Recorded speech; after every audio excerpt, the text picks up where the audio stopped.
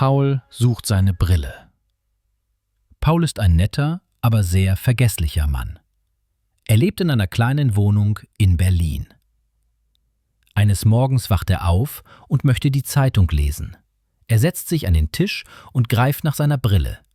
Aber keine Brille. »Wo ist meine Brille?« fragt Paul laut. Er steht auf und schaut unter dem Tisch. Keine Brille. Er schaut in der Küche, im Bad, sogar im Kühlschrank. Keine Brille. Paul kratzt sich am Kopf. »Ich bin doch nicht blind. Ich hatte sie gestern noch.« Da kommt seine Katze Mimi. Wow! Sie miaut laut. »Was willst du, Mimi? Hast du meine Brille gesehen?« Mimi miaut wieder und läuft ins Schlafzimmer. Paul folgt ihr. Auf dem Bett? Keine Brille. Unter dem Kissen? Auch nicht. »Das ist doch verrückt«, ruft Paul. Dann geht er zum Spiegel. Er sieht sein Gesicht an und lacht laut. Die Brille ist auf seiner Stirn.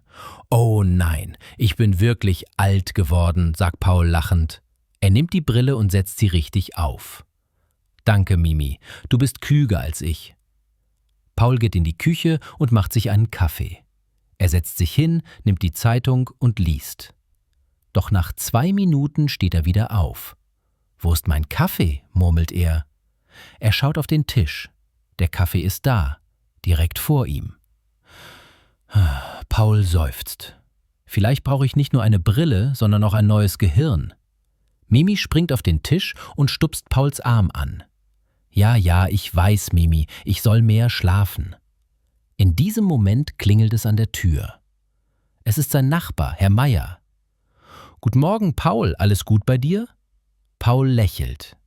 »Ja, alles gut. Ich habe nur meine Brille verloren. Oder besser gesagt, ich dachte, ich habe sie verloren.« Herr Meier lacht.